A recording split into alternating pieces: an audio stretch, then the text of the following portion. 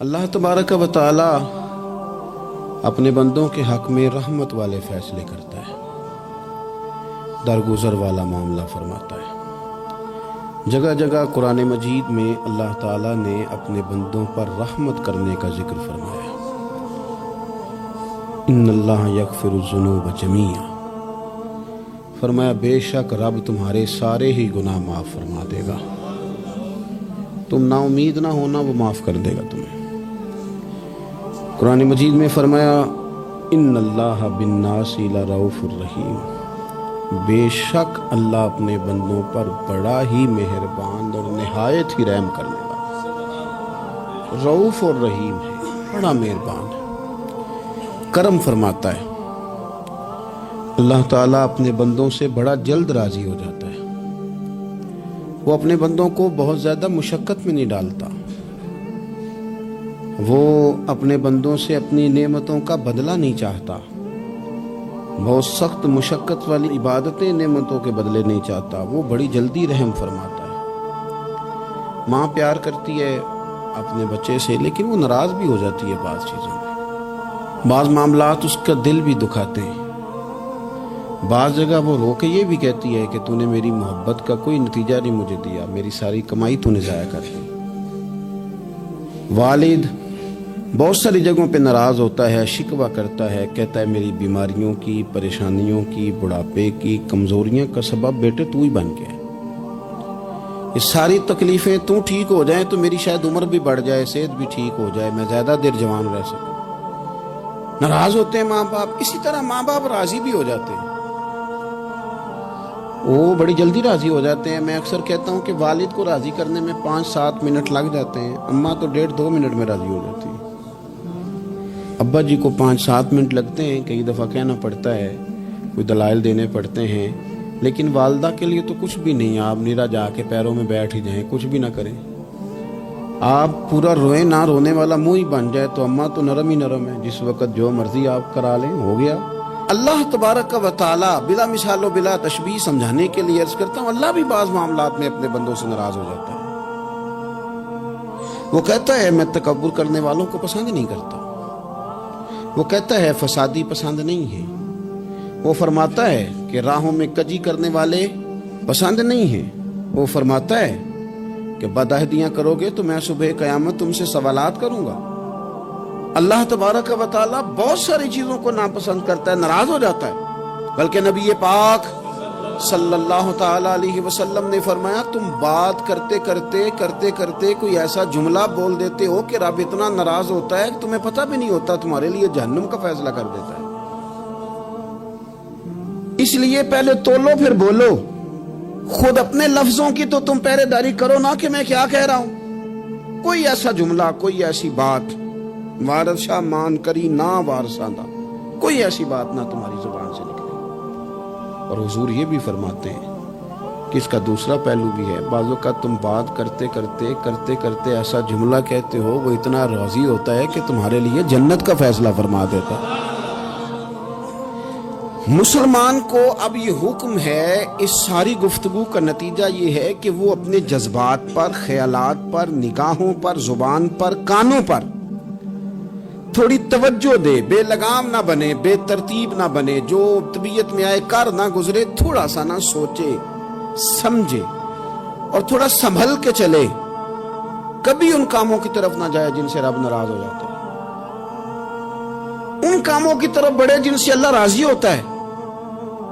میرے نبی پاک صلی اللہ تعالی علیہ وآلہ وسلم نے ارشاد فرمایا، بعض احادیث میں لفظ یہ ہیں کہ اللہ اپنے بندوں کو دیکھ کے مسکراتا ہے، جو اس کی شان کے لائق ہے۔ جس ترتیب سے ہم مسکراتے ہیں، جس ترتیب سے ہم روتے ہیں، جس ترتیب سے ہم کسی بات کا اظہار تشکر کرتے ہیں، خدا ان باتوں سے پاک ہے۔ اب بہت ساری حدیثوں میں آیا کہ وہ مسکراتا ہے، تو کیا مطلب ہے مسکرانے کا؟ تو علماء تفسیر نے لکھا ہے مسکرانے کا مطلب یہ ہے کہ وہ بڑا ہی راضی ہوتا ہے اپنے بندے سے، بڑا راضی ہوتا ہے، یہ مطلب ہے۔ ایک تو مسکرانے کا مطلب یہ کہ وہ بڑا راضی ہو گیا، وہ مسکرا دیا اپنے بندے پہ، اور ایک اس کا معنی خود نبی پاک صلی اللہ تعالی علیہ وسلم نے بیان فرمایا، مسند امام احمد بن حنبل میں حدیث ہے، حضور سید عالم علیہ السلام سے صحابہ نے پوچھا، یا رسول اللہ شہید تو بڑے لوگ ہوتے ہیں، شہیدوں میں افضل کون ہے؟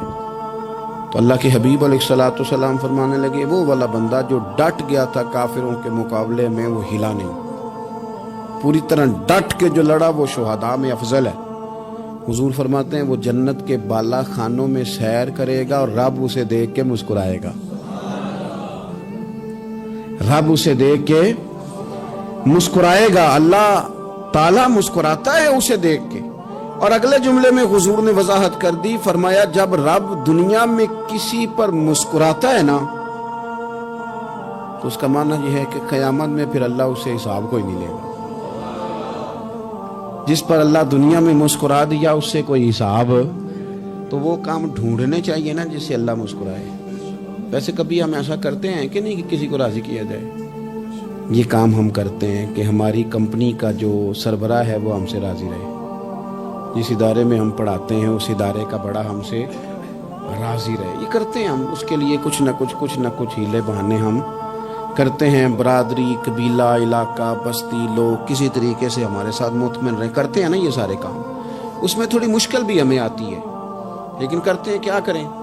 گھر میں بھی کئی دفعہ ایسا ماحول بنانا پڑتا ہے۔ چلیں ایک اور میٹھی مثال دیتے ہیں، زیادہ سمجھ میں آئے گی۔ چھوٹا بچہ خوش رہے، آپ اس کے لیے محنت نہیں کرتے، وہ چھوٹا ہے، اس کو خوش کرنا فرض ہے ابا پہ، لیکن وہ کہتا ہے کہ میں نے موٹر سائیکل لینا ہے، چھوٹا ہے چلا ہی نہیں پائے گا، تو ابا پھر اسے راضی کرتا ہے، کہتا ہے بیٹے چھوٹا سائیکل لے لے، چل میں تجھے اڑانے والا جہاز لے دیتا ہوں۔ مقصود کیا ہے کہ اس کو ناراض نہیں کرنا، یہ روئے نہ، اس کا دل نہ ٹوٹے۔ ہو یارو سنو نا میں کیا کہہ رہا ہوں، اگر چھوٹے بچے کے لیے وہ چیزیں ڈھونڈتے ہو، میرے ابا جی نا اپنے نواسے کے لیے کھلونا لے کے آئے تو بچہ بڑا ہی کھیلا، تو ابا جی کہنے لگے لو پیسے پورے ہو گئے میرے، بچے کو پسند بڑا ہے نا، پیسے پورے کر چھڑے نے، دیکھو نا جی کتنا اس کو راضی ہوا ہے۔ تو انسان کیا کرتا ہے کہ کوشش کرتا ہے چھوٹا بچہ بھی ناراض نہ ہو، تو وہ چیزیں وہ ڈھونڈتا ہے کہ اس کو کیا پسند ہے، چاکلیٹ لے جاؤں، فلاں چیز لے جاؤں، آئس کریم لے جاؤں۔ تو ایک بچے کے لیے، گھر کے لیے، سربراہ کے لیے اتنی محنت کرتے ہو، تو وہ کام بھی ہمیں ڈھونڈ کے تلاش کرنے چاہیے نا جس سے رب راضی ہوتا ہے، اللہ راضی ہوتا ہے۔ بتاؤں وہ کون سے کام ہیں؟ نبی کریم صلی اللہ تعالی علیہ وسلم نے ارشاد فرمایا، 3 لوگ ہیں جنہیں دیکھ کے رب مسکراتا ہے۔ یا رسول اللہ صلی اللہ علیہ وسلم وہ کون سے؟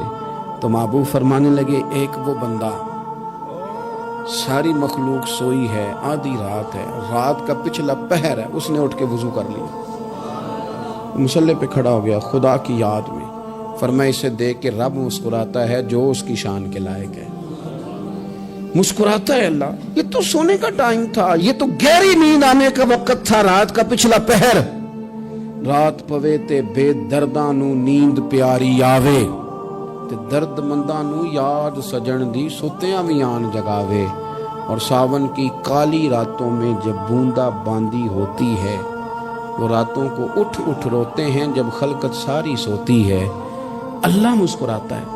اور سننا میرے بھائی، میرے نبی پاک صلی اللہ تعالی علیہ وسلم فرماتے ہیں جب مسلمان نماز کے لیے صفیں بناتے ہیں نا، ترتیب لگ رہی ہوتی ہے، اب اللہ کی بارگاہ میں کھڑے ہوں گے، قیام کریں گے، رکوع کریں گے، سجود کریں گے، فرمایا جب مومن صفیں بناتے ہیں تو رب دیکھ کے مسکراتا ہے، مسکراتا ہے۔ کمال ہو گئے عروج بندگی کا، جب بندے کو دیکھ کے رب مسکرائے، خدا بندے سے خود پوچھے بتا تیری رضا کیا ہے، مسکراتا ہے۔ اور میرے نبی پاک علیہ السلام فرماتے ہیں جب مجاہد جہاد کے لیے صفیں سیدھی کرتے ہیں، آج تو یہ رب کے نام پہ مرنے ہی آ گئے، یہ صفوں میں کھڑے ہوں گے، ترتیب سے لڑیں گے، ترتیب سے گلا کاٹیں گے کافروں کا یا شہادت لیں گے۔ فرمایا جب جہاد کے لوگ صفیں بناتے ہیں تو رب انہیں دیکھ کے مسکراتا ہے۔ کتنے نصیبوں والا وہ بندہ ہے جسے دیکھ کے مسکرا دیا۔ او یار کبھی تیرا بیٹا تیرے سامنے مسکرائے نا چھوٹا، تو تیرا دل باغ ہو جاتا ہے۔ تیری ماں بیمار کسی ایک دن صحیح طرح ہنس پڑے تو طبیعت خوش ہو جاتی۔ مجھے بتاؤ نا جس کا رب بھی اسے دیکھ کے ہنس پڑے، جو اس کی شان کے لائق ہے، کیا اس بندے کے نصیبیں ہیں، کیا اس کے مقدر ہیں۔ آپ اس مقام پر اپنے آپ کو لائیں. اب دیکھیں نا یہ حدیث آپ نے سن لی, اب ہم نے نا اس طرح صفحے نہیں بنانے جس طرح ساری دنیا, اب ذرا صفحے بھی شوق سے بنائیں گے. آپ ذرا تھوڑا سا شوق پیدا کریں گے, بھئی یہ تو میں وہ کام کرنے لگا ہوں جسے دیکھ کے رب مسکراتا ہے. نبی پاک صلی اللہ علیہ وسلم نے فرمایا جب کوئی بندہ توبہ کرتا ہے نا, ہم توبہ کا رٹا لگاتے ہیں, یا اللہ میری توبہ یا اللہ. اور توبہ کا تو مطلب یہ ہے کہ پچھلے گناہوں سے پکی توبہ, آج کے بعد یہ غلطی نہ کرنے کا پکا وعدہ. تو نے ساری شب برات رو کے گزاری ہے, بتا سویرے جھوٹ جوڑنے کا ارادہ ہے تیرا, آج کے بعد رشوت تو نہیں نہ لے گا, ملاوٹ تو نہیں نہ کرے گا, یہ توبہ ہے. اور اگر سارے کام اسی طرح کرنے تو پھر یہ توبہ کا رٹا ہے, جتنا مرضی لگاؤ. حضرت علی بن ربیعہ رضی اللہ تعالیٰ عنہ فرماتے ہیں میں مولا علی کے ساتھ تھا, مقام حرہ کی طرف جا رہے تھے, حضرت علی نے ہاتھ اٹھا کے دعا مانگی ہماری تعلیم کے لیے, ورنہ حضرت علی ہم صحابہ کو محفوظ عن الخطا تو مانتے ہیں نا.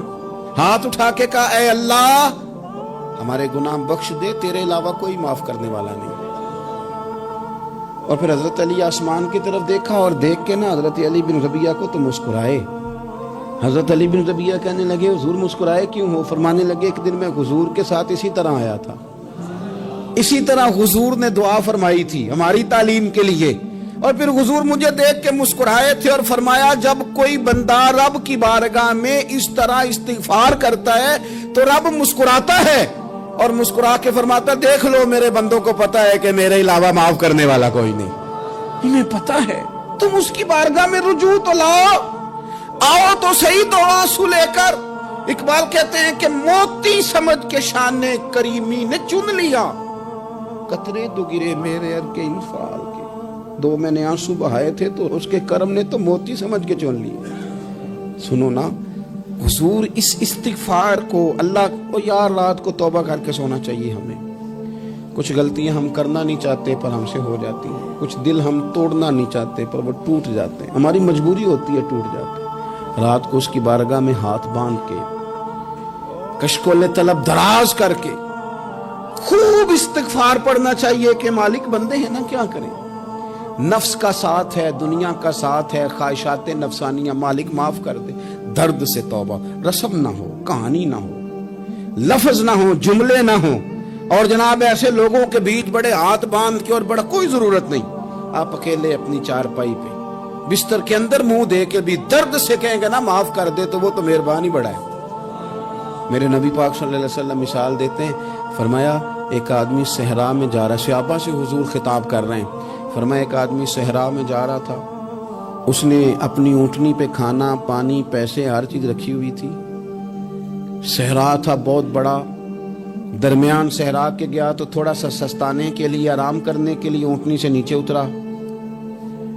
اب اس نے اونٹنی کی لگام, اونٹنی کی نکیل اپنے سرہانے کے نیچے رکھی, ہاتھ کے ساتھ پکڑی اور سو گیا. تھوڑی ہی دیر کے بعد جب اس کی آنکھ کھلی تو دیکھا اونٹنی غائب ہے. صحرا میں وہ پیدل نہ آگے جا سکتا ہے, نہ پیچھے جا سکتا ہے, نہ دائیں نہ بائیں, کھانے کو روٹی نہیں, پینے کو پانی کا قطرہ نہیں, تھوڑا ادھر بھاگا ادھر بھاگا, تھک گیا. کریم محبوب فرماتے ہیں وہ پوری طرح نڈھال ہو گیا اور مایوس ہو گیا, معاذ اللہ, مایوس ہو کے دوبارہ اسی جگہ آ کے لیٹ گیا جہاں پہلے لیٹا تھا. انتظار کرنے لگا کہ اب موت ہی آئے گی, آخری وقت ہے, نہ میں پیدل یہ صحرا کراس کر سکتا ہوں, نہ پیچھے جا سکتا ہوں, نہ کھانا ہے نہ پانی ہے, سوائے موت کے کوئی سہارا نہیں. حضور فرماتے ہیں وہ رستے میں دوبارہ لیٹ گیا, اچانک اس نے رخ بدلا تو اونٹنی سامنے کھڑی تھی. حضور نے صحابہ سے پوچھا بتاؤ نا اسے بھلا کتنے کو خوشی ہوگی؟ یا رسول اللہ جسے نئی زندگی مل گئی ہے. آپ دیکھیں نا سارے ڈاکٹروں نے کہہ دیا کہ اس کے تو گردے معدہ جگر ہر چیز ختم ہے, گھر لے جاؤ خدمت کرو, ہر طرف پریشانی ہے. وہ بندہ بھی سمجھ گیا ہے کہ آخری وقت آ گیا, کل جاؤں پرسوں جاؤں, تیاری ہو گئی, سب لوگ آ گئے, باہر والے بھی آ گئے, یہ ماحول ایک عجیب رنگ اختیار کر گیا. اچانک ایک ڈاکٹر نے آ کے کہا نہیں نہیں غلطی لگ گئی تھی. مجھے بتائیے انداز کیا ہوتا ہے؟ بغیر دوائی کے بندہ اٹھ کے کھڑا نہیں ہو جاتا. او میں تو بچ گیا ہوں. نبی پاک صلی اللہ علیہ وسلم فرمانے لگے اس کی اونٹنی مل گئی, بتاؤ بھلا اسے کتنی خوشی ہوگی. یا رسول اللہ وہ تو دوبارہ دنیا میں آ گیا. حضور فرمانے لگے اسے کچھ بھی خوشی نہیں ہوئی جب کوئی رب کا گناہگار بندہ آ کے توبہ کرتا ہے، رب کو اس سے کئی گنا زیادہ خوشی ہوتی ہے۔ میرا بندہ آ گیا ہے، میرا بندہ آ گیا ہے، میرے گھر آ گیا، اس نے آنسو بہائے ہیں، اس نے کہا اللہ میں تیرا ہی ہوں، تیرا ہی رزق کھاتا ہوں، تیری ہی زمین پہ رہتا ہوں، تیرے نام سے میری سانسیں چلتی ہیں۔ وہ آ گیا، فرمایا اس اونٹنی والے سے زیادہ رب کو خوشی ہوتی ہے جب گناہگار آ کے توبہ کرتا۔ گناہگاروں کے آنسو اس کی بارگاہ میں بڑے مقبول ہیں، لیکن ہم رسم ادا کرتے ہیں، توبہ نہیں کرتے۔ ہم اپنے آپ کے ساتھ دھوکہ کرتے ہیں، جھوٹ بولتے ہیں۔ ہم بندہ کوئی ناراض ہو جائے تو ہمیں کو نہیں نیند آتی، اس کے گھر چلے جاتے ہیں۔ ہم اپنے سارے رشتوں کو، تعلقات کو مینٹین کر کے رکھنے کے عادی ہیں۔ ہمیں پتہ ہے کہ وہاں میں نہیں جا سکا تو بیٹا بھیجتا ہوں، فلاں شادی پہ میں نہیں جا سکا تو بھتیجا بھیجتا ہوں، بھائی بھیجتا ہوں۔ ہر تعلق کا ہم نے خیال رکھا کوئی روٹھ نہ جائے، لیکن کمال ہے نا، یہ نہیں سوچا کہ اگر رب روٹھ گیا تو جب وہ روٹھ جائے نا تو سارے رشتے بھی بندے کے پاس موجود ہوں تو کوئی کرامت نہیں ہوتی، پھر کروڑوں روپیہ جیب میں ہوں تو ڈاکٹروں کی دوائیاں اثر نہیں کرتی۔ وہ روٹھ جائے تو پھر انسان اس طرح سے پھسلتا ہے کہ بڑے بڑے اس کے پاس دروازے ہوتے ہیں پر کسی جگہ اس کا ہاتھ نہیں لگتا۔ خدا را خیال کریں، دنیا روٹتی ہے تو روٹھ جائے، رب رسول ناراض نہ ہونے پائیں، اس کا خیال کریں۔ حضور فرماتے ہیں وہ مسکراتا ہے، اسے خوشی ہوتی ہے جب کوئی اس کا بندہ اس کی طرف رجوع کرتا ہے۔ میرے عزیزو، رسول پاک صلی اللہ تعالی علیہ وسلم نے ان لوگوں کے تذکرے کیے جنہیں دیکھ کے رب مسکراتا ہے۔ ہم نا گناہگاروں پر بھی فتویٰ دینے میں جلدی کرتے ہیں اور نیکی پر بشارت دینے میں بھی جلدی کرتے ہیں، حالانکہ یہ ہماری ذمہ داری نہیں۔ پتہ نہیں اللہ تعالیٰ کس کو کب توفیق توبہ دے کے اپنے قریب کر لے، لیکن بڑی جلدی ہے، بڑی جلدی فتویٰ دینے میں۔ اور یہ فتویٰ اب صرف مفتیوں کا نہیں رہ گیا، یہ میری طرح کے، آپ کی طرح کے ڈھیروں لوگ ہیں جنہوں نے جیبوں میں فتوے ڈالے ہوئے۔ بھئی آپ نے کیوں ذمہ داری لے لی ہے جنت میں داخل کرنے کی اور نکالنے کی؟ یہ تو میرے رب کریم کا کرم ہے، وہ جس کو چاہے جب چاہے جتنا چاہے عطا کرے۔ لیکن کچھ لوگ نا بڑے پکے ہو گئے ہیں کہ شاید جو میں سوچ رہا ہوں وہی درست ہے۔ کبھی کبھی کچھ چیزیں عجیب بھی ہوتی ہیں، لہذا خدا کی رحمت پر بھروسہ کر کے بات کرنی چاہیے، اپنی مرضی کے فتوے نہیں داغنے چاہیے۔ وہ دیکھو جی فلانا بندہ یوں کر رہا ہے، آپ کو پتہ ہی نہیں پوری بات کا، آپ کو علم ہی نہیں پوری بات کا۔ حضرت بہاءاللہ نقشبند بخاری رحمت اللہ علیہ فرماتے ہیں میں حج کرنے گیا تو وہاں میں نے ایک آدمی کو کروڑوں کا کاروبار کرتے دیکھا تو میرے دل میں خیال ہے یہاں بھی اللہ اللہ کرنی چاہیے تھی، دنیا داری کر رہا ہے۔ لیکن فرماتے ہیں حج سے فارغ ہوئے تو میں نے دیکھا وہی بندہ سارا کچھ رب کی بارگاہ میں خیرات کر رہا ہے، اور سینکڑوں غریب حاجی ہیں جن کو پورے خرچے دے رہا ہے۔ تو میں نے وہیں اپنی سوچ سے توبہ کی کہ میں کہاں تھا۔ بڑی جلدی کھڑے نہ ہو جائیں۔ حضرت حسن بصری رحمت اللہ تعالیٰ علیہ ارشاد فرماتے ہیں کہ میں دریا کے کنارے گیا تو وہاں میں نے ایک شخص کو دیکھا، وہ اپنی ایک خاتون کی گود میں سر رکھ کے بیٹھا اور قریب ایک بوتل بھی پڑی ہے۔ میرے دل میں معاذ اللہ خیال آیا کہ دیکھو کس انداز میں ایک عورت کے ساتھ یہ ہے، اور پاس بوتل بھی پڑی ہے، جانے شراب ہے۔ کہتے میں سوچ ہی رہا تھا کہ اچانک کی کشتی آ رہی تھی دریا میں، وہ ہچکو لے کھائے، کشتی میں 4-5 لوگ تھے، وہ دریا میں ڈوبنے لگے۔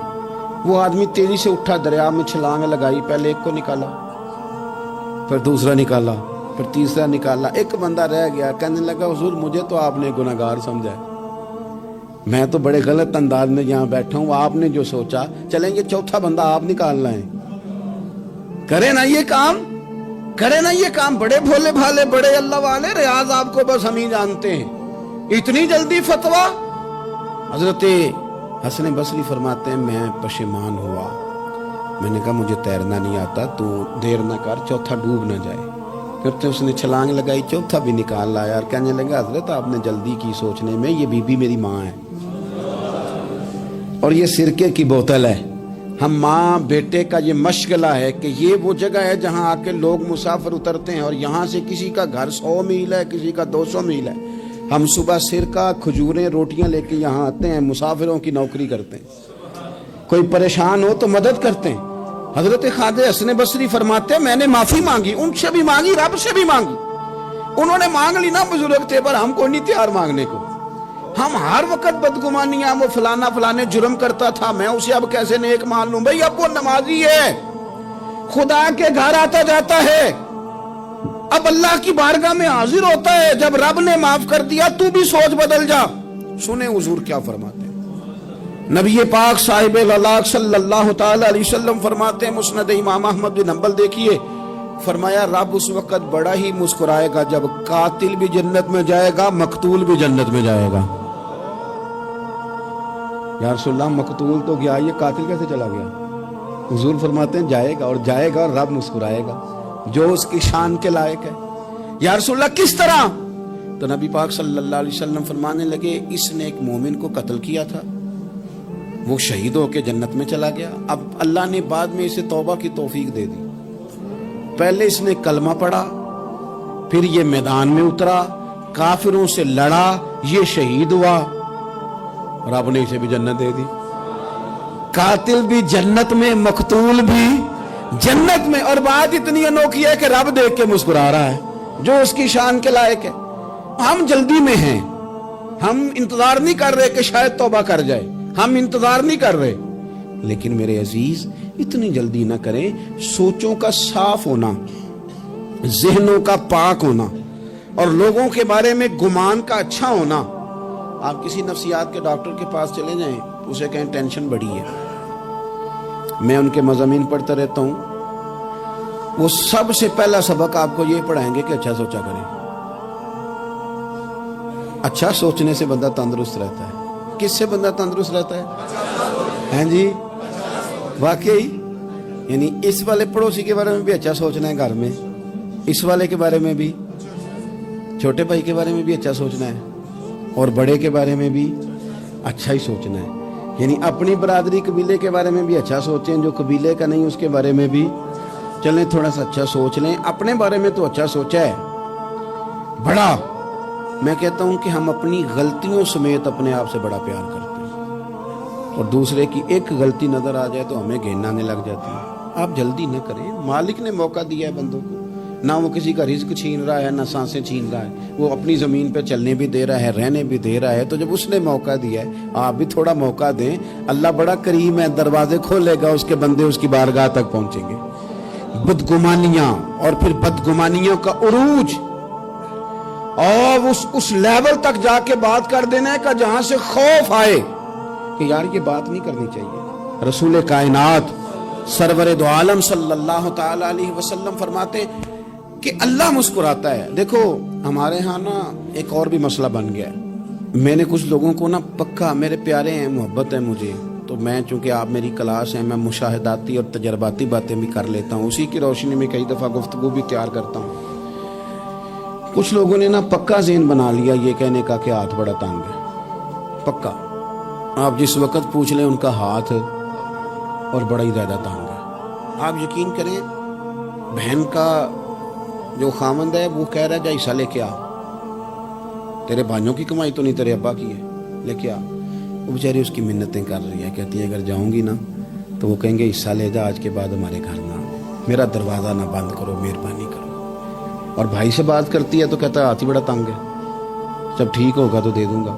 نہ کریں گے ظلم. ہمارے اپنے تڑپتے رہتے ہیں اور ہماری دولتیں اندر پڑی رہتی ہیں. ہمارے اپنے چھوٹی چھوٹی ضروریات کے لیے پریشان ہوتے ہیں، لیکن ہم بڑے بڑے بہانے ہیں ہمارے پاس. کہتے ہیں یہ نکما ہے، یہ نکھٹو ہے، یہ کام نہیں کرتا، اس میں فلانا ہے، بے فلانا ہے، بلے میں نے نہیں ساتھ چلنا.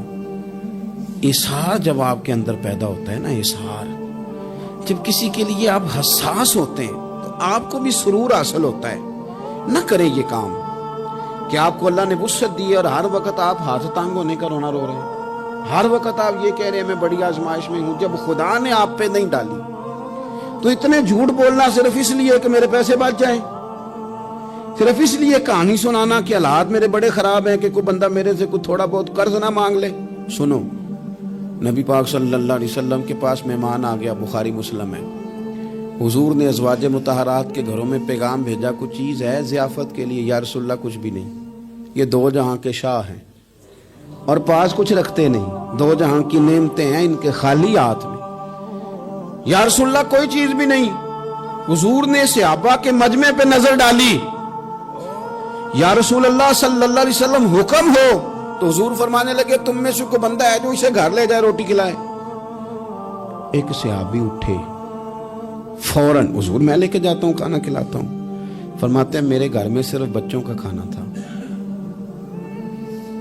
یہ نہیں کہ فریزر بھرا ہوا ہے نعمتوں سے، صرف بچوں کا کھانا، یہ نہیں کہ کسی کو دیکھ کے اپنی ہنڈیا پہ برتن دے لیا، صرف بچوں کا کھانا۔ کہتے ہیں گھر گیا، بیوی سے کہا کیا کیفیت ہے؟ کہنے لگی بچوں کی روٹی ہے۔ میں نے کہا بچے سلا دے،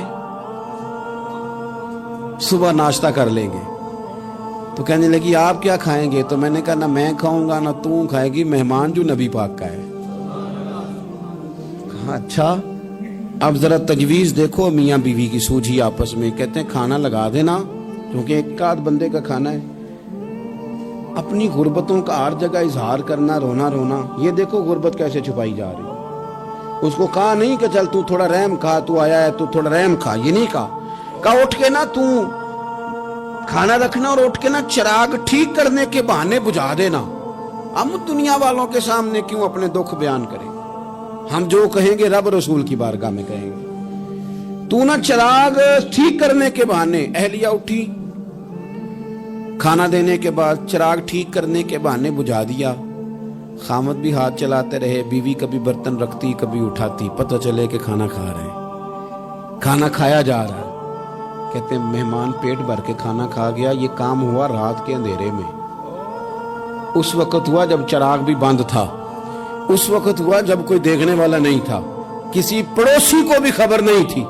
فرماتے ہیں صبح کے اجالے میں اس مہمان کو لے کے مسجد نبوی میں نے قدم رکھا تو نبی کریم نے فرمایا رات جو تم نے کام کیا ہے نا اسے دیکھ کے میرا رب بڑا مسکرایا ہے، اللہ بڑا مسکرایا ہے۔ اللہ تر دامنی پہ شیخ ہماری نہ جائیے، ہم دامن نہ چھوڑ دیں تو فرشتے وضو کریں۔ یہ شان ہے صحابہ کی۔ نبی کریم علیہ السلام نے فرمایا رب رات مسکرایا تیرا یہ انداز دیکھ کے، اور اس نے قرآن نازل کیا وَيُبْصِرُونَ عَلَىٰ أَنفُسِهِمْ وَلَوْ كَانَ بِهِمْ خَصَاصَةٌ۔ کچھ لوگ وہ ہیں جنہیں بڑی بھی ضرورت ہو تو دوسروں پر اثار کر دیتے ہیں، قربانی دے دیتے ہیں۔ رب مسکرایا ہے، اندر پیسے رکھے ہوئے ہیں، اندر پیسے رکھے ہوئے ہیں، اور بہن آ کے منت کر رہی ہے کہ بھائی حالات بڑے خراب ہیں، تھوڑی سی مہربانی کر۔ تو کہتے ہیں بہن پردہ ہی ہے بس، کیسے بتاؤں تجھے حالات، تجھے کیا بتاؤں کام کتنی مشکل سے چلتا ہے، یہ پردہ یہ بس۔ بہرحال اگر تو نے کہا ہے نا 50,000 تو میں زیادہ نہیں کوئی 20 کو دے دوں گا تجھے، وہ بھی خاصی نیکی کر کے، وہ بھی بتا سکھا کے۔ رات اماں پہ علیحدہ سے احسان چڑھاؤں گا، ابا پہ علیحدہ سے چڑھاؤں گا کہ تمہاری بیٹی کے ساتھ تعاون کرنا، سارے علاقے کو ویسے ہی بتاؤں گا۔ اور وہ غریبنی بیچاری 20,000 لے کے گھر گئی ہے، پھر سفارشیں کر رہی ہے کہ مہربانی کرو۔ میں نے ایسے بھی دیکھے ہیں جو پہلے بیوی کو پکڑاتے ہیں تو دے، اس لیے کہ پھر وزیر اعظم تو ڈنڈا نکال لے گا تو بڑا مشکل ہو جائے گا پھر گھر میں رہنا، لہذا وہ یہ تو آگے لگ۔ یہ کیا لہجہ ہے آپ کا؟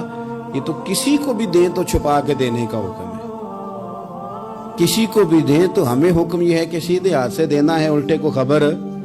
اور یہ جو بالکل ہی اپنے ہیں ان پر تو پردہ پوشی آپ کے لیے ویسے ہی ضرورت تھی۔ میرے عزیز رب مسکراتا ہے۔ میرے نبی پاک علیہ السلام نے یہ اعمال ہمیں بتائے جن پر اللہ مسکراتا ہے، خوش ہوتا ہے۔ اور بعض لوگوں کو حضور نے نامینیٹ کیا، حضرت سعد بن معاذ رضی اللہ تعالیٰ عنہ عظیم صحابی تھے۔ یہ وہ خوبصورت صحابی ہیں جن کے جنازے کو کندھا میرے نبی پاک نے عطا فرمایا، حضور نے کندھا عطا فرمایا۔ کمال ہو گئی، نرخ بازار محبت کا انوکھا ہی ہو گیا، خود خریداروں میں شامل آ کے مولا ہو گیا۔ حضور نے کندھا دیا۔ حضرت سعد بن معاذ رضی اللہ تعالیٰ عنہ کا جب جنازہ اٹھا، ان کی والدہ رو پڑی، بڑے درد سے روئی، ماں تھی نا۔ ان کی آواز جب حضور تک گئی تو نبی پاک نے فرمایا آنسوؤں کو روک لے، آواز کو کم کر لے، تیرے بیٹے کی تو جب روح پرواز ہوئی ہے تو رب مسکرایا ہے۔ جس کے آنے پہ رب راضی ہو مسکرا دے جو اس کی شان کے لائق ہے۔ یہ تو وہ لوگ ہیں کہ جن کے جانے پر نا رب، وہ کسی نے کہا تھا کہ میرے مرنے پہ ہر سو شور مچ جائے گا، دیکھو گے میرے مرنے پہ ہر سو شور، تمہیں پتہ چل جائے گا جب ہم جائیں گے، میرے مرنے پہ ہر سو شور مچ جائے گا دیکھو گے، اور کہنے الوداع سرکار خود تشریف لائیں گے۔ اور درویش کہنے لگے بعد مرندے مکھڑا میرا ہو جاوے جے تازہ، پھر سمجھ لینا محبوب میرے نے آن پڑے ہے جنازہ، اور عاشق کا جنازہ ہے۔ ذرا دھوم سے نکلے اور محبوب کی گلیوں سے ذرا گھوم کے نکلے، فرمایا کہ ان کے تو جانے پہ رب کریم، اور حضور نے ایک دعا بھی دی۔ حضرت ابو طلحہ، حضرت طلحہ رضی اللہ تعالیٰ عنہ صحابی تھے، ان کا وصال ہو گیا تو حضور نے دعا بھی دی، فرمایا یا اللہ جب میرا طلحہ ہے نا تو اس سے مسکرا کے بات کرنا، یہ تجھ سے مسکرا کے بات کرے جو تیری شان کے لائق ہے۔ تو اللہ تعالیٰ غائب درجے راضی ہوتا ہے۔ ایک دفعہ پھر بات دہراتا ہوں، جو میدان میں ڈٹ کے شہید ہو رب اسے دیکھ کے مسکراتا ہے۔